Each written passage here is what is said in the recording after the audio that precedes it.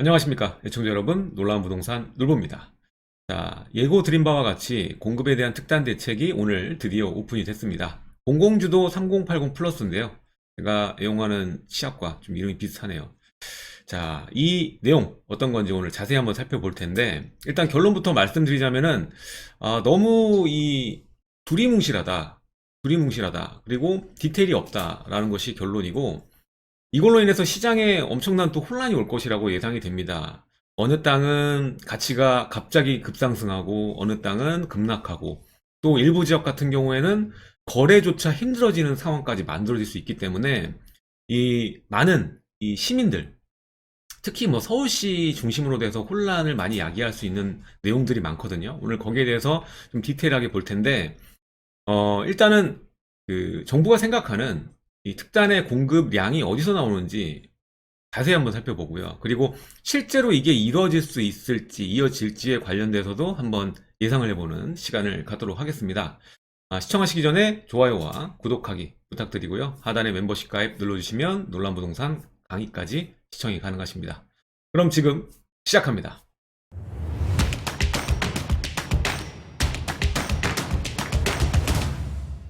자, 오늘 공급에 대한 이 25번째 대책이 나왔습니다. 이번 정권의 25번째 대책인데, 자, 이번에 그 디테일한 뭐 지역들이 발표될 것이다라는 얘기도 많았고, 뭐 어디에 그 역세권 주변에 정비 사업이 또 지정이 될 거다, 뭐 이런 얘기들도 많았고, 여러 가지 말들이 많았는데, 실제로 오늘 오픈이 되니까는 자세한 지명이나 뭐 이런 구체적인 계획이 아니라 앞으로 어떻게 하겠다라는 계획 정도만 또 발표가 됐기 때문에 여전히 그 뜬구름을 잡는다라는 얘기가 많이 돌고 있습니다. 자, 일단 살펴보면은 대도시권, 지금 도심지의 공급이 부족하기 때문에 지금 이 대책까지 오게 된 것이지 않습니까? 그러다 보니까 주택 공급 획기적 확대 방안, 그래서 지금 이 상황에서 어떻게 하면은 이 공급을 대폭 늘릴 수가 있느냐, 거기에 대해서 고심하고 만들어낸 정책이다라고 볼 수가 있겠습니다. 그래서 생각해 놓은 것이 이제 세 가지죠. 획기적인 규제를 완화, 그리고 절차는 대폭 간소화, 그리고 이익은 함께 공유. 참 이렇게 되면 너무나 좋겠죠. 그래서 어떤 내용이 살펴볼 텐데, 일단 이 방안대로 확대 방안은 정부 지자체 공기업이 주도해서 25년까지, 25년이니까는 지금으로부터 이제 4년이죠. 4년까지 서울 32만 호, 그리고 전국 83만 호 주택 부지를 추가 공급한다. 네, 엄청난 양이에요, 실제로. 근데 이게 어떻게 해서 만들어질 수 있는지 한번 살펴봐야겠죠. 그래서 여기에는 공공이라는 얘기가 들어가니까 이 부분을 여러분들이 주목할 필요가 있는 것 같습니다. 일단 공공이라는 얘기가 들어가면 사업 추진 굉장히 어렵거든요. 사실 지금 도심 내 그 지주들은 다 일반 개인이지 뭐 공공이 풀어갈 수 있는 부분은 아니기 때문에 이게 정말 엄청난 획기적인 규제 완화와 획기적인 절차 간소, 또 이익도 많이 줘야지 이게 가능한 겁니다. 그래서 이게 어떻게 보면은 가장 중요한 내용이 아닌가. 공공이 들어가면 절대 빨라질 수가 없는데 빨라진다고 얘기하니까. 자, 3080 플러스 대도시권 주택 공급 획기적 확대 방안 한번 살펴보겠습니다. 자, 일단은 위에 개요부터 볼게요. 압도적이라고 합니다. 압도적 물량 공급으로 수급 불안 심리 해소. 지금 서울에만 지금 이런 방식으로 분당 신도시의 3배, 그리고 강남 3구의 아파트 수와 유사한 이 32만 호를 공급해내겠다. 서울에서만. 엄청난 물량이죠. 속도, 건설기간 획기적 단축. 원래 정비사업의 평균이 뭐 10년 내외인데 이거를 5년 이내로 줄이겠다라는 것이고, 품질. 일단 우리가 SH, LH만 들어가면은 아파트 가보신 분은 알겠지만 그렇게 상태가 좋지 않죠. 그러다 보니까 많이 우려들을 하시는데, 공공 들어가면 특별건축구역, 그리고 민간의 창의적 설계와 시공이 들어가서 더 우리가 생각하는 것보다 이상의 품질을 가져가겠다라는 것이죠. 아예 품질이라는 표가 들어갔다는 것은 본인들도 알고 있다라는 거예요.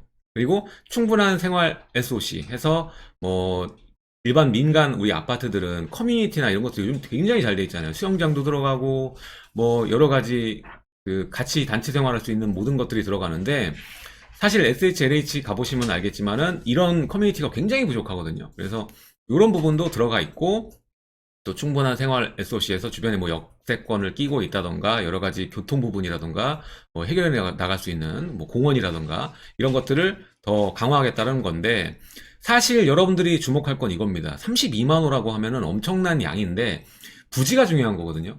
이게 부지가 많이 나올 수가 없는 상황이죠. 그런 상황에서 32만 호를 공급한다는 것은 사이즈가 중요한 겁니다. 그래서 이따가도 얘기하겠지만 주차장법을 굉장히 완화한다고 얘기를 하는 거예요. 지금 공급하는 그 지역, 대상 지역은 대폭 규제를 완화한다는 것이 용도 지역 변화, 용적률 상향, 그리고 아까 말했던 이제 주차장법이나 이런 것들 다 완화시키는 거기 때문에 그 말이 뭐냐? 작은 주택이 여러 개가 늘어난다는 소리입니다. 그렇게 빽빽하게 지어진다라면 과연 그 우리들이 원하는 이 3, 4인 가구가 원하는 그런 면적으로 제공되는 수가 솔직히 32만 호에서 얼마나 될까라는 생각이 벌써부터 듭니다. 그리고 가격도 뭐 공공분양을 통해서 시세보다 저렴한, 이거 어르신들 많이 볼 텐데 또 여기 영어로 써놨네. 알마진입니다. 알마진 하우징 공급. 그리고 3040 세대 실수요자를 위한 청약제도 개편. 지금 젊은 세대들이 이 청약에서는 굉장히 약하죠. 약자기 때문에 이게 항상 문제가 되었어요. 예전에 제 영상에서도 많이 말씀을 드렸는데 이 친구들은 소외되기 때문에 기존 주택을 살 수밖에 없고 중저가 주택 시장이 성장할 수밖에 없는 확장성을 제공한다는 얘기를 했었고 실제로 그렇게 됐죠. 자, 그래서 여기에 대해서도 얘기가 나오는 건데 이 실수요자를 위한 청약제도 개편. 그래서 이 신규 사업지, 신규로 이 지금 특단의 공급 대책에 들어가는 주택은 분양주택 중심으로 해서 70에서 80%가 이제 분양이고 물량이고 그중에 이제 일반 공급 비중, 원래 공공 같은 경우에는 15%만 일반 공급합니다. 근데 이걸 50%까지 늘린다는 거예요. 이거 엄청 늘린다는 소리고, 플러스 추첨제를 도입한다. 지금 추첨제가 이제 거의 무실하죠? 큰 면적만 도입이 되는데, 지금 이거는 이제 무조건 추첨제도 해서 일반 공급 내에서 30%를 또 추첨제로 해서, 그러니까 30세대, 3040 세대가 이제 비빌 수 있는 게 추첨이다. 이 얘기인 겁니다. 예. 공급 물량을 늘려서 그 중에서 상당수 30% 물량을 추첨제로 하니까 3040 세대들도 실수요자가 청약에서 좀 더 진입하기 유리하게 만들어 주겠다라는 얘기죠. 자, 그리고 과감한 규제 혁신과 개발이 공유. 그래서 용도 지역 변경, 용적률 상향, 기부 체납 부담 완화. 그러니까 사업 대상지가 되면은 솔직히 사업성이 안 나오면은 사업 진행이 안 되는 거거든요. 그리고 계속 뭐 싸우는 이유 자체가 다 사업성 때문에 싸우는 거고, 이 뭐 비대위나 뭐 조합 그 임원들이나 뭐 이런 계속 분쟁이 발생하는 이유가 거의 다 사업성 때문에 그렇습니다. 그래서 이런 부분들을 다 밑으로 내려준다는 것이고, 그리고 이게 좀 중요할 것 같은데 제초한 미부가. 그래서 공공시행을 전제로 해서 공공이 참여하는 거를 전제로 해서 재건축 초과이익 부담금을 부과하지 않겠다. 예, 이렇게 얘기를 하는 거예요. 야, 이거는 좀 크다라고 저는 생각합니다. 이거는 좀 크다. 이거를 과연 어떻게 디테일을 풀어낼지가 참 궁금한데, 일단 이걸로 인해서 재건축을 생각하는 단지들이 이 컨설팅을 많이 넣어볼 것 같다라는 생각이 듭니다. 사실 이 정도의 대여를 줘야지 또 솔직히 공공 재건축도 예상을 해볼 수가 있는 것이거든요. 그래서 이 부분은 좀 세다라고 보시고, 다른 것들은 솔직히 새로운 지구들이 만들어지고 지정이 된다? 이거는 솔직히 쉬운 문제는 아니거든요. 근데 요거는 좀 큰 것 같고요. 그리고 인허가 신속 지원, 그래서 중앙정부 또는 지자체의 지구 지정, 지구 지정하고 지구 지정 가기가 어렵죠. 이게 동의율이 높아야 되기 때문에. 그리고 지자체 인허가, 예, 요것들을 통합 심의해가지고 한 번에 속도도 줄이고 신속하게 하겠다라는 거예요. 그리고 개발이익 공유, 그래서 토지주의 추가 수익, 이거는 이제 특단 공급 대책을 앞으로 추가로 보겠지만 역세권 주변이라던가 이 중공업지라던가 그리고 노후된 지역들, 이런 지역들 보면은 개발이 안 되는 이유가 있거든요. 그래서 이 토지주들을 약간 설득하려는 그런 뉘앙스로 보입니다. 그래서 추가 수익, 지금 예상할 수 있는 것보다 더 훨씬 인센티브를 주겠다라는 것이고, 또 해당 지역의 생활 SOC 확충시켜서 생활 편의성 높이고, 그리고 거기에 살고 있는, 개발을 하면은 안에 있는 그 주민들이 또 있잖아요. 세입자들, 임차인들이 있는데 이게 젠트리피케이션을 그냥 당하는 게 아니라 지금 보면은 지금도 개발지 들어가면은 이 장기 전세나 이런 것들 주죠. 뭐 공공에서 짓는 뭔가 개발이 되면은 거기에 살고 있는 원주민들, 세입자들은 다른 쪽으로 풀어내거든요. 이런 것들을 해주겠다라는 것이고, 또 공공자가 임대, 공공자가나 뭐 임대로 주겠다, 뭐 이런 내용입니다. 그리고 파격적인 인센티브와 새로운 비즈니스 기회 창출. 예, 이게 아까 그 연결되는 거죠. 토지주에게 10에서 30% 추가 수익이 발생하게 만들어준다. 그리고 사업 기간을 단축시킨다. 그리고 리스크, 사업이 늘어지거나 뭔가 난관에 봉착했을 때 그 리스크는 토지주가 지는 게 아니라 공공이 지겠다라는 것이고, 그리고 민간은 이제 일반 그거죠. 새로운 시장과 비즈니스 기회 창출. 그래서 민간 공동 시행, 민간 단독 시행 등 해가지고 뭐 앞으로 새로운 공급장이 벌어지면 여러 가지 또 개발이 이루어지면 돈이 생기잖아요. 그 때문에 새로운 기회가 만들어진다라는 것이죠. 예. 자, 그래서 디테일을 한번 볼게요. 어, 짧게 보겠습니다. 이런 것들은 획기적인 규제로 규제를 풀겠습니다. 그래서 도시의 건축 규제를 완화하고 공공이 함께 한다면, 예. 그래서 민간이 들어가는 것들을 지원해 준다는 것이 아니에요. 솔직히 민간이 들어가는 것들도 지원을 해줘야 되는데 그런 말들은 다 쏙 빼놨어요. 그래서 공공과 함께 한다면 과도한 기부 체납을 완화하고, 기부 체납을 완화하면 사업성이 올라가죠. 해당 대상지가. 그리고 재건축 초과이익 부담금 받지 않는다. 이건 되게 크다라고 말씀을 드렸습니다. 아마 오늘 나온 얘기 중에서 제일 파격적인 게 이게 아닌가라고 저는 싶거든요. 그리고 공공주도로 하면 절차를 대폭 간소화하겠습니다. 계속 공공을 강조해요. 공공이 하면 다 해결될 것처럼 얘기를 하고 있습니다. 그래서 토지주, 세입자 등에 대한 다양한 이해관계를 조율하고 신속한 인허가 및 부지 확보를 통해서 사업기간 5년 이내로 대폭 단축하겠습니다. 이건 얘기 나왔던 거니까. 자, 그리고 이번 대책에는 우리 도시에 대한 많은 고민이 담겨 있다. 지금 서울의 여러 주택들, 아파트나 단독주택, 다세대, 다가구 이런 주택들이 정말 많은데 너무 양극화가 심하단 말이죠. 중심지에는 아파트가 많고 역도 촘촘히 잘 짜여져 있는데 서울의 외곽 지역 보면은 이런 빌라들만 쫙 있고 모여 있고 노후돼서 슬럼감처럼 그렇게 돼 있는 상태죠. 근데도 지금 3기 신도시 얘기를 하고 있으니까 이제 뭐 새롭게 좀 변화하자라는 내용이죠. 그래서 집주 근접성이 우수한 대도심 내의 양질의 부담 가능한 주택에 거주하기를 희망합니다. 네, 부담 가능한, 그러니까 적당한이라는 뜻이죠. 적당한 가격으로 거주를 하기 희망한다. 그래서 이게 어떻게 보면은 가능만 한다라면 정말 좋을 텐데 이게 쉬운 부분은 아니거든요. 근데 이게 안 되니까 초저금리 지속으로 주택가격 상승하고 또 여러 가지로 해서 전반적인 주거비 부담이 증가하고 있습니다. 이거는 임대 입법이에요. 임대 입법이 전반적인 주거비 부담을 대폭 증가시킨 거죠. 예. 이것 때문에 결국에는 도심 내에 주택이 많아져야 되겠구나. 이 임대 입법에 대한 방어를 위해선 전세가가 너무나 올라가니까. 예. 그리고 정부가 도심 내 주택 공급 기반을 강화하기 위한 노력을 지속해 왔지만 이거는 뭐 공공재개발, 공공재건축 얘기했던 거랑 뭐 3기 신도시 얘기 나오고 뭐 다른 뭐 호텔이나 이런 거 얘기 나오는 거죠.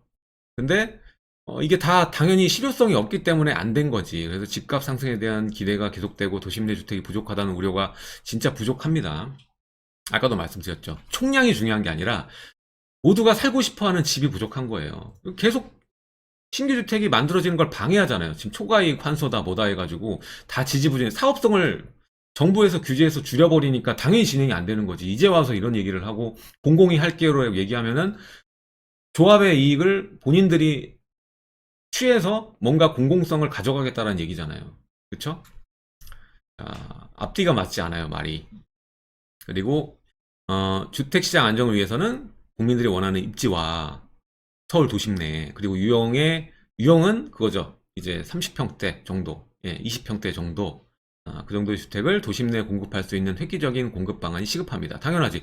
지금 이번에 다 매입주택을 활성화하면서 빌라들이 거의 다 보면은 이제 3, 4인 가정이 살기 어려운 신혼부부 정도만 살 수 있는 그러한 유형 주택이 대부분입니다. 그러다 보니까 여기까지 오게 된 거예요. 그래서 그걸로 안 되니까. 그리고 또 새로운 미래 산업, 4차 산업혁명과 제로에너지, 그리고 비대면 소비 등 생활 패턴 변화에 맞춰서 이 도시 공간 자체가 새롭게 개편해야 된다라는 것도 하나의 명분으로 작용을 하고 있는 겁니다.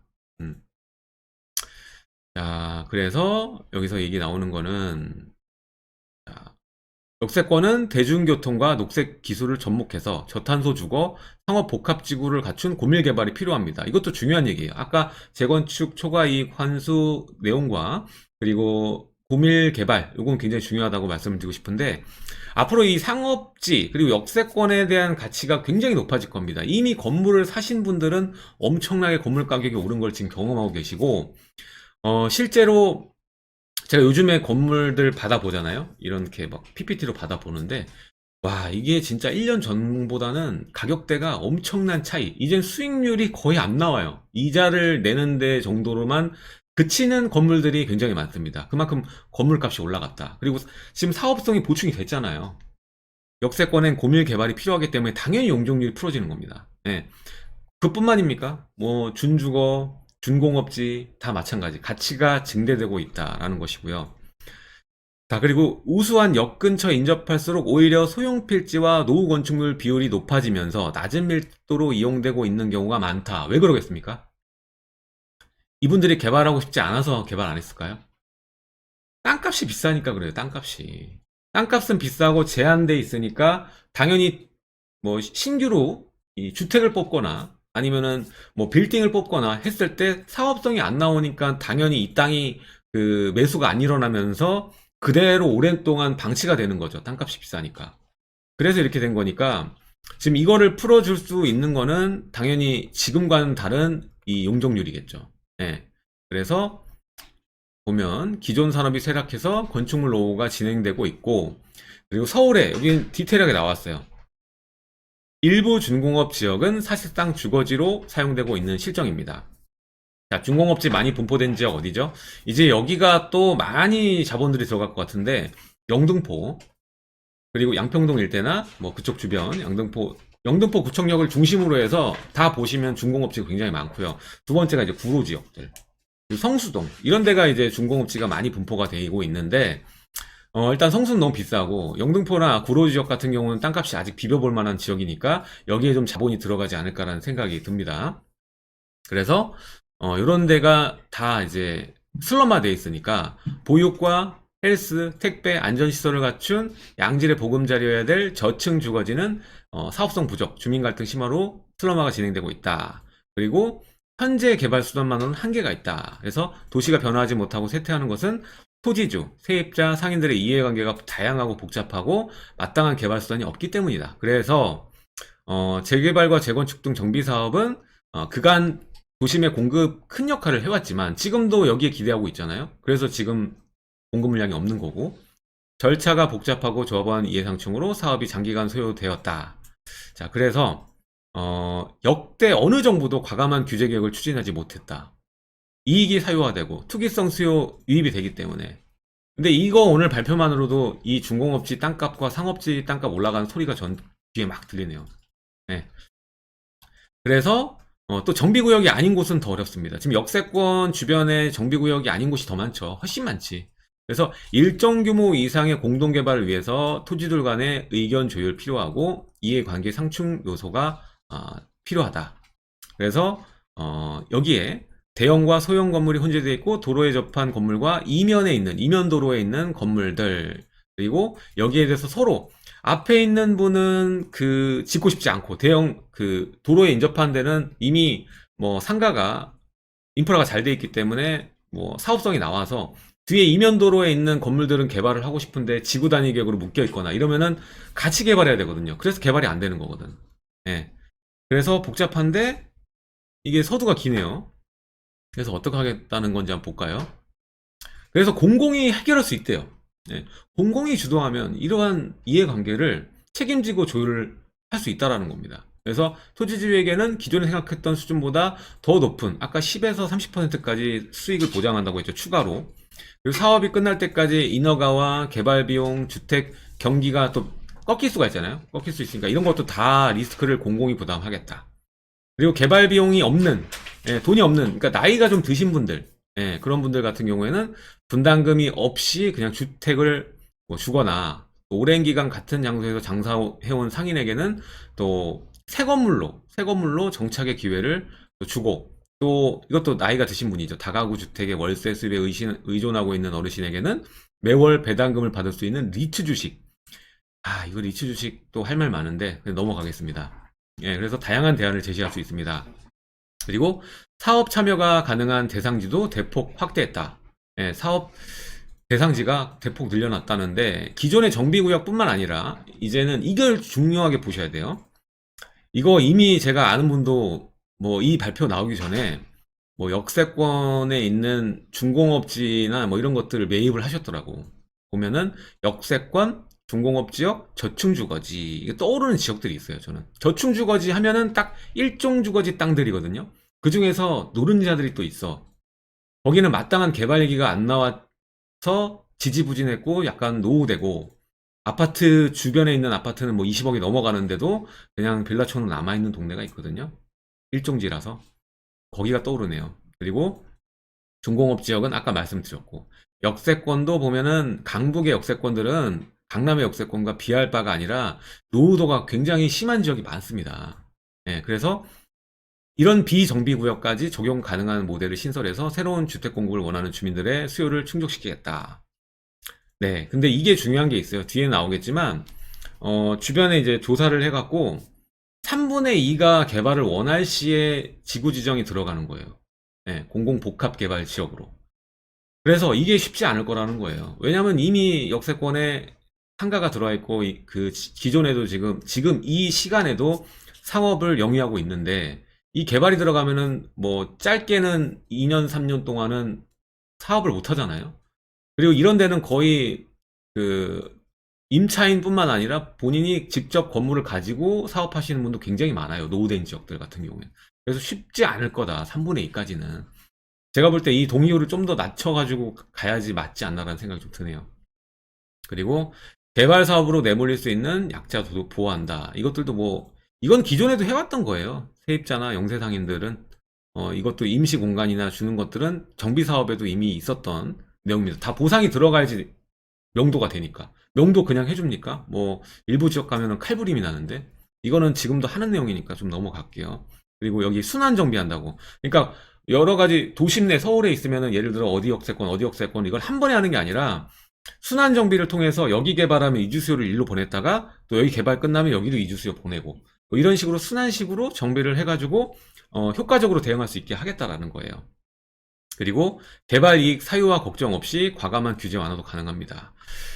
이게 솔직히 개발 이익이라는 게 사유화를 얼마나 많이 해줄 정도로 규제 완화를 생각을 하는지 모르겠어요. 이게 되나? 좀 이해가 안 가는데 이게 솔직히 굉장히 뜬구름 잡는 것 같아서 지금까지 읽어볼 때도, 자, 공공은 발생하는 수입을 모두 공익상의 목적으로 사용하므로 과감한 용도지역 변경과 용적률 완화, 기부채납 완화 등이 가능하고 재건축의 경우 초과이익 부담금을 부과하지 않습니다.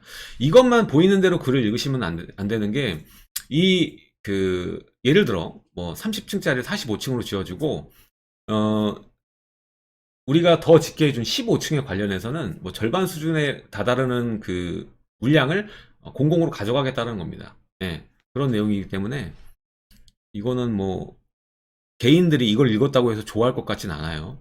예, 이거는 확실히 선거철이니까, 선거가 얼마 안 남았으니까 의식한 내용인 것 같은 게 너무 많아.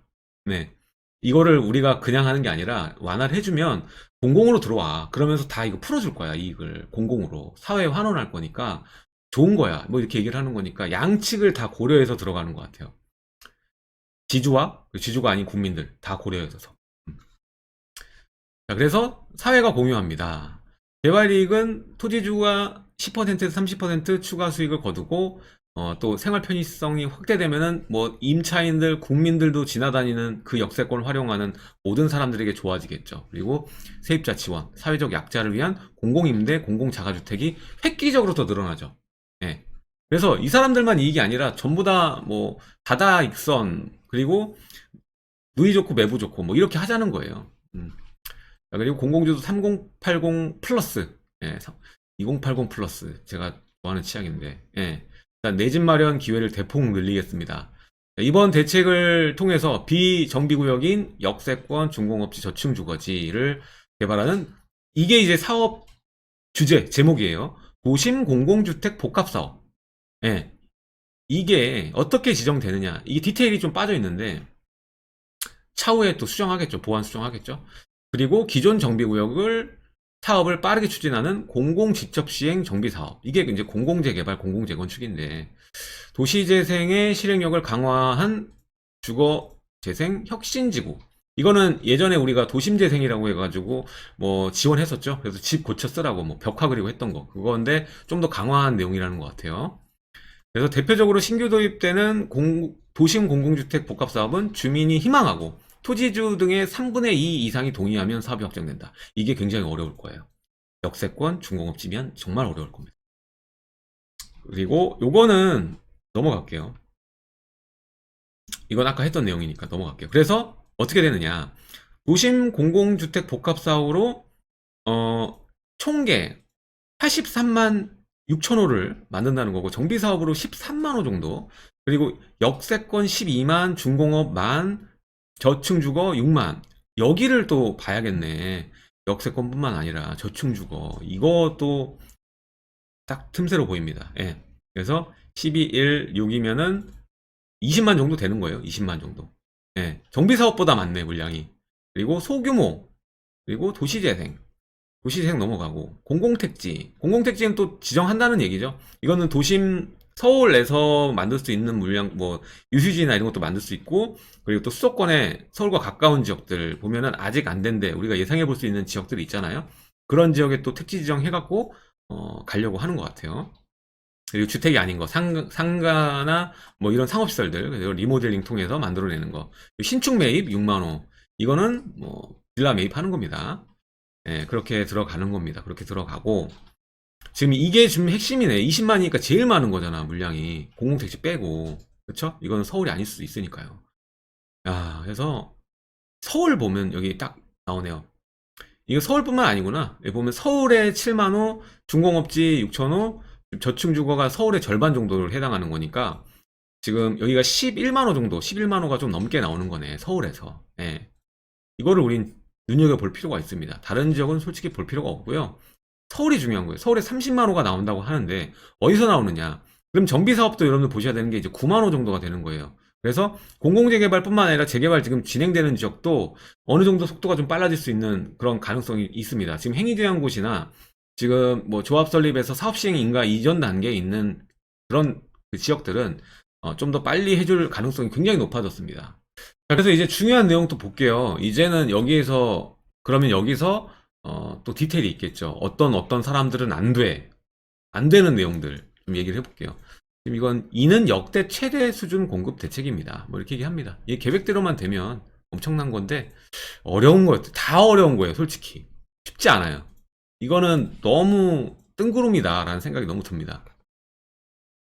자, 그래서 이거는 다 얘기를 했기 때문에 넘어갈게요. 이거는 뭐 제가 카페에 놀란부동산 카페에 이거 올려놓을 테니까요. 와서 원문을 읽어보세요. 이건 제가 다 언급하고 넘어간 겁니다. 넘어가서 이제 언급되지 않은 거를 얘기를 할게요. 자, 이겁니다. 강력한 투기 방지 대책을 시행하겠습니다. 얘기합니다. 읽어보시면 철저한 차단을 위해서 우선 공급권, 이거는 이제 입주권이라고 보시면 되는데 공급권은 1세대 1주택을 공급을 원칙으로 하고 그러니까 무주택이어야 된다는 소리예요. 예. 1세대 1주택만 공급을 원칙으로 하는 거예요.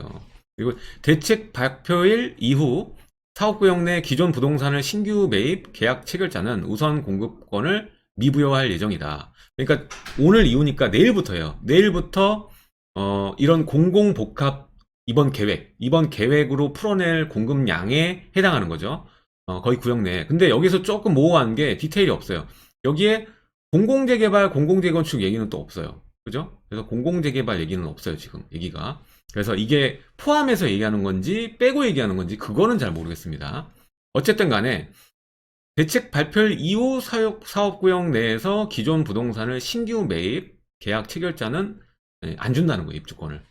그래서 현금 청산 대상이다. 그래서 오늘 만약에 이런 비슷한 부동산을 매입을 생각하고 있다고 하면 오늘 계약금을 넣어야죠. 내일은 이제 안 되는 거예요. 그리고 문제가 뭐냐면 이 공공복합개발 사업 지역들 있지 않습니까? 이게 이렇게 들어가면은 누가 이제 그 지역에 지구 지정도 안 되는데 거래를 못 하는 거 아닙니까? 토지거래 허가제랑 똑같은 거예요. 거의 이거는 이게 만약에 내가 지금 역세권 어디에 지금 땅을 사고 건물을 사는데 갑자기 거기가 개발지로 바뀔 수도 있는 상황이 되는 거예요. 지금 서울 내에서. 그러면 누가 이걸 살 수 있겠습니까? 그럼 그 부동산 거래가 안 되는 거지. 이거는 지나친 사유재산권 침해라고 저 봅니다. 계획 하나만으로 거래를 못하게 만들어 버리잖아요. 지금 이렇게 무시무시한 얘기를 해놨는데, 누가 여기가 어떤 역세권이건 중공업지건 뭐 공공재개발도 포함, 현금청산 당할 수 있는데, 현금청산 당하면은 거의 이제 공시가격 상태로 뭐 평가 금액으로 따지는데, 그러면 내가 돈 주고 산 것보다 무조건 낮은 금액으로 현금청산 당할 확률이 높지 않습니까? 그럼 누가 사겠습니까? 그럼 거래를 못하게 막는 거 아닙니까? 그렇죠? 이게 정말 잘못됐어요, 이거는. 예. 그래서 이게 정말 문제라고 보고요. 그리고 대책 발표 이후 지분 변동 다세대 신축, 이거 신축 조객이죠. 그래서 추가 지분 확보 시 우선 공급권 미부여하고 일체 1건축물 1개 필지를 다수가 공유하더라도 우선 공급권은 한 개만 허용할 계획입니다. 자, 여기서 또 재밌는 게 뭐냐면, 이거는 지분 쪼개기라고 하죠. 지분 쪼개기인데, 대책 발표 이후에 건축 허가를 받는 경우를 얘기를 하는 거예요, 이거는. 이후에 지분 변동. 그러니까 대책 발표 이전에 허가를 받은 물건들은 아까 앞선 것도 무시할 수 있다는 거예요. 대책 발표 이후더라도 대책 발표 이전에 허가받은 물건을 분양권을 샀다라면 허용이 되는 거예요. 그렇기 때문에 지금 대책 발표지, 오늘이 2월 4일이니까 2월 4일 이전에 계약을 하시면, 그러니까 2월 4일까지 계약을 하시게 되면, 지금 분양 상태, 지금 부셔져 있는 상태, 건축 허가 받아 있는 상태에 있는 그 하나의 주택이든 이 분양권을 가지고 계시면은, 허용이 되는 거예요. 예. 그래서 지금 이제 대책 발표일 기준으로 했을 때 그 이전에 된, 허가권에 대한 물량이 또 인기가 많겠네요, 보니까. 예. 자, 그리고 우선 공급권. 이건 입주권의 또 다른 말이 되는 거예요. 우리 재개발이나 뭐 재건축이나 이건 조합원 입주권이고, 이 오늘 얘기했던 도심 공급 그 복합 사업지, 거기에는 우선 공급권이라고 얘기하는 거예요. 그래서 소유권 이전 등기시까지 전매 제한이 설정되고, 이제 지구 지정이 확정이 되면 이제는 여기는 전매 제한이 설정이 되는 거예요. 소유권 이전 시까지. 원래는 이제 재개발은 관리처분이잖아요. 그리고 재건축은 조합 설립인데, 이거는 소유권 이전 등기시까지 무조건 그러니까 확정만 되면 그때부터는 이제 전매 제한이 설정되는 거예요. 그리고 똑같이 이제 취급된다는 거예요. 입주권처럼 똑같이 다른 정비 사업하고 뭐 똑같이 해서, 예, 두 개를 받을 수 없다. 하나만 받을 수 있다. 5년이 벗어나면 또 받을 수 있지만 5년 내에 중복이 되면 못 받는다. 후자는 그냥 청산 대상이다 라고 보시면 돼요. 자, 그래서 또 사업 예정 지역은 토지거래 허가구역으로 지정이 돼서 실거주와 실경영이 목적이 아닌 부동산 매입을 제한하고, 그리고 사업 예정 구역 및 인근 지역의 이상 거래 계속 점검을 하겠다. 예. 그리고 이 가격 동향 점검을 통해서 뭔가 이제 가격대가 올라가고 투기자본들이 막 들어오면은 확정을 했어도 제외시킬 수 있다. 중단하겠다. 얘기를 합니다. 이게 뭐예요? 이게 이렇게 하면 어떻게? 한번 지정하면 가야지. 이거를 하면은 투기자본이 아닌 일반 시민들이나 거기에 물량을 갖고 있던 분들, 원래부터 갖고 있던 지주들은 뭐가 됩니까? 새가 되는 거 아닙니까? 자기 마음대로 하겠다라는 거 아니에요. 이거는 말도 안 되는 거예요. 지금 아예 일반의 그 시민들, 국민들의 땅을 가지고 뭐 감나라 배나라 장난치는 거예요. 이거는 아닌 것 같아요. 그래서 거래 가격 또는 거래량이 예전보다 10%에서 20% 상승 시 대상 지역에서 제외할 예정이고, 공공재개발도 마찬가지 정책 참여 희망 지역도 가격 상승 관찰 시 사업 선정에서 제외하겠다. 공공재개발 지역도 많이 오르면은 뭐 빼겠다 이런 얘기예요. 어쨌든 이거는 좀 엄포고, 솔직히 이거 빼면 난리가 나겠죠. 그래서 이것도 디테일을 좀 봐야겠다는 생각이 듭니다. 그래서 지금 중요한 내용들을 다 했어요. 다 했고, 오늘 발표 내용은 전반적으로 제가 다 말씀을 해드렸습니다. 그래서 오늘 제일 중요한 건 뭐냐? 저의 입장에서 보면은 재건축에 대한 부담금을 미부과시키겠다는 내용. 두 번째는 역세권, 중공업지, 저층주거지. 이거 돈이 될 거라는 내용.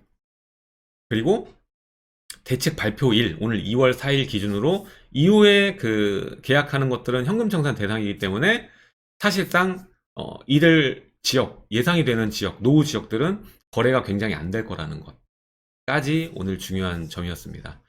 자, 오늘 내용은 다시 또 뜯어서 중요한 부분을 또 정리해서 해볼게요. 오늘은 또 나오자마자 제가 얘기를 하는 부분이니까 좀 부족할 수도 있으니까 이해해 주시고요.